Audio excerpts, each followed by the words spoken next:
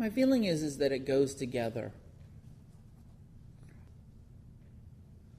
I don't think there's anything wrong with really getting a solid personal foundation before saying I'm going to dedicate my life to activism, to social change. I'd imagine that actually most people in this room come through the other door of I've been involved in activism and creating positive social change, and now I'm realizing that I'm not so balanced, and maybe meditation will help me be more balanced. We have, for me, they've grown up together. The kind of socially engagement and personal practice have always been hand in hand the whole time. But I also reflect on the Buddha who didn't get socially engaged until he'd been 7 years into intensive practice, till his awakening. Prior to that, he said, I want to really have something to offer this world, more than just being another loud voice, another part of the problem. I don't want to continue to fight hatred with hatred. And so it wasn't until his awakening that he spent the next 45 years engaged in social, political action, as far as I'm concerned. His being in the world started to break down the sexist and racist structure of his culture. Very much activist as far as I'm concerned. So both and, but we have to, it's so personal, like every one of these questions. We have to find our own balance with it.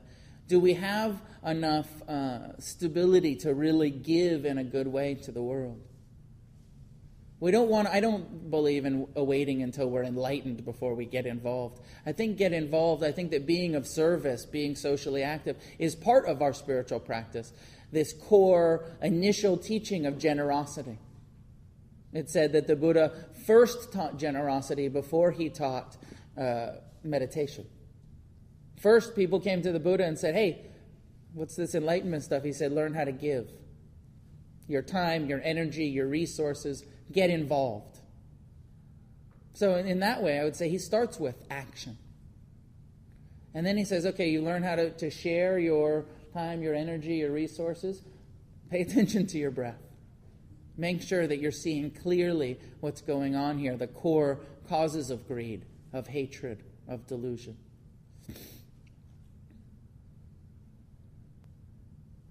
And we don't have to look far to see that there's something globally or locally that could use our time and energy and resources. Whatever it is, I don't have so much of an agenda about what to be active about. I think that, there's a million different really necessary areas to work in. When there's something about each of us looking at our personal life's experience and saying, where maybe does my life experience benefit others the best? For me, it's been in institutions because I spent so much time there. Going back into the prison system has been a no-brainer for me. Like, of course, that's where I'll go. And also working with youth and also working with addicts, harm reduction stuff, So, but for each of us, it's different, whatever our life's experience has shown us. And maybe sometimes not, sometimes it's like I have no experience with that, but I just happen to be drawn to it, and I want to be active in this realm. And that's wonderful too. Personally, I don't think there's any such thing as engaged Buddhism. That's this sort of activist bent, this label that they put on action-based Buddhists. Buddhism is engaged. If it's not engaged, it's not Buddhism, as far as I'm concerned. This going and hiding in the monastery or hiding in the cave for your meditation practice for your whole life, I do not believe is following the Buddha's example, the Buddha's teaching. If you're, for me, I'm interested in Buddhism, so I look at the Buddha's life. Yes, he spent several years doing his own practice. 7 years in that lifetime. And then he spent 45 years engaged, active, doing what he could without the unrealistic expectation that he was going to solve all of the problems in the world. But with that commitment to, I'll do what I can. I'll help in the ways that I can. And that's one of the big burnouts in activism, right? Is this sort of like, is it making a difference? Making differences in small ways, not necessarily in creating world peace. From the Buddhist perspective, we'll never create world peace. The greed, hatred, and delusion will never end here.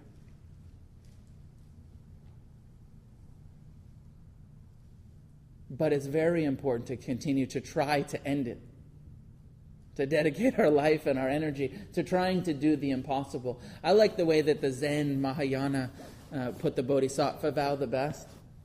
In the Zen tradition, they say, suffering is endless. I vow to end it all. Beings are numberless. I vow to save them all. Just kind of that mind fuck says, I'm vowing to do something that is impossible. I'm committing to do something that is not possible, but it's for my own awakening, and it's because I know I'll be able to help some, to inspire, to encourage, to support some along the way, and that's enough, actually. Is there anything more specific about activism than that general kind of view that you wanted to know?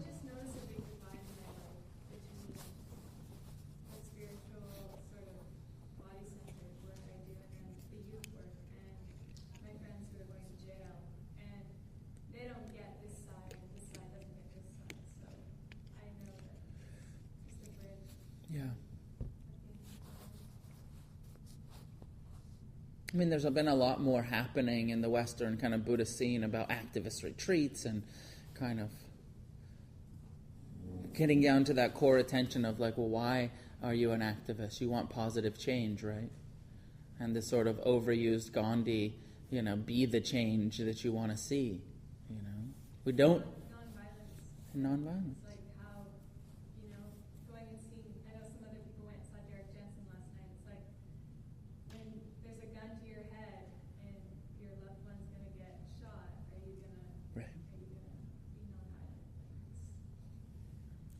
I'm probably not. And I really believe in nonviolence. And at one point earlier in my practice, I would have said, yeah, I'm just going to let it go. It's their karma. Or what? Bullshit.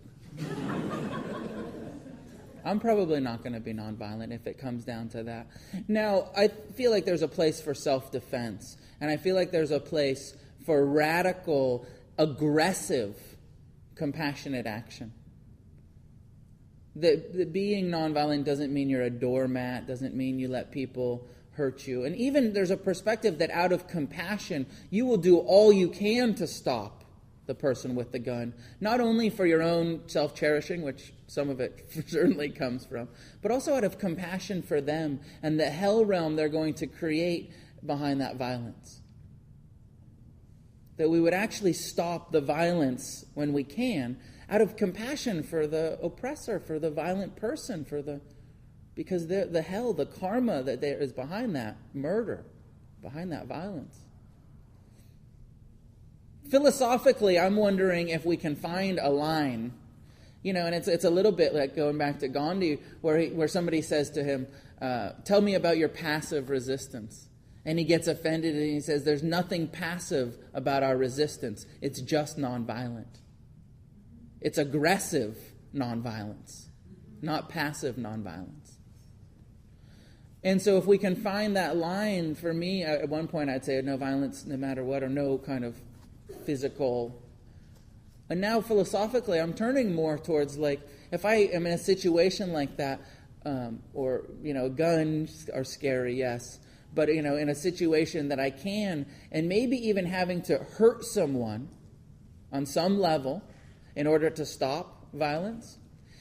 But can we find that line between stopping violence and getting involved in actually, I've stopped it and now I'm going to fuck you up, right? I've taken the gun and now I'm going to shoot you. Or, I've stopped the attack and now I'm going to hurt you because I'm angry that you attacked someone that I love. and I'm going to spill violence onto you rather than just stopping the violence. So self-defense in that way, that's not like stopping short of intentionally causing more harm. Does that make sense? And it's not a very kosher Buddhist view. In the Theravadan way, it's not a very kosher Buddhist view. The Buddha actually says if you get attacked and they cut off your arms, just think kindness and compassion towards them. If they cut off your arms and legs, just radiate kindness and compassion towards the suffering they're creating for themselves. I'm not there. I like it. If you're enlightened and you can just do that, cool.